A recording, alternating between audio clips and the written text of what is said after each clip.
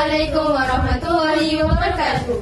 Kami daripada kumpulan KRS SMK Unit Perak akan membuat demonstrasi bantu mula. Hari ini saya akan menerangkan 8 barang yang ada dalam peti pertolongan cemas.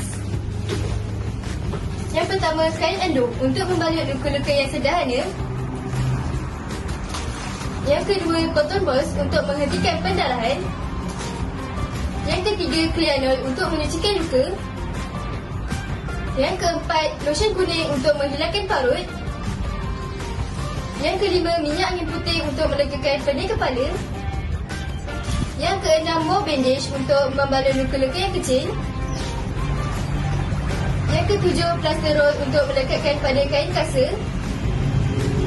Dan terakhir sekali, plaster untuk merawat luka yang kecil. Cara merawat luka yang terhiris-hidahi. Letakkan kain anduk di atas kepala mangsa. Lilitkan kain anduk ke belakang. Ikat kain anduk ke hadapan dengan menggunakan ikatan persila.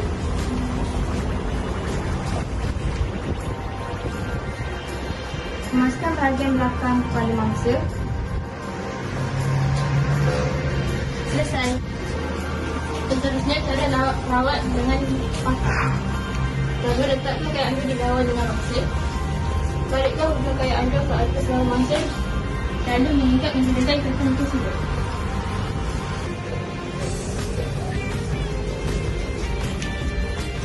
Kemaskan kain anduk. Di bahagian hujung ini kita lilitkan saja. Lalu masukkan ke dalam. Selesai. Kaedah DRABC. D. Danger. Alihkan barang berbahaya daripada mangsa dan diri. R. Respon. Tanda mangsa keadaan awak kita. O. Equip. Jika tak ada respon, kita teruskan dengan erase. Rawatkan sedikit kepala dan buka seluruh pernafasan. Tengok dalam mulut ada benda yang bahaya tak? B. Breathing. Tengok, dengar dan rasa nafas dalam masa perusahaan. Dan terakhir, CPR. Kita menggunakan CPR selama 3 kali dan beri perlakuan kepada mangsa.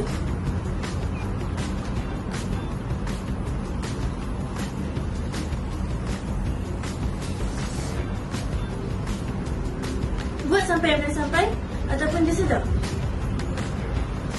Jika mangsa lagi tidak sedar, kita mengirimkan mangsa ke kiri.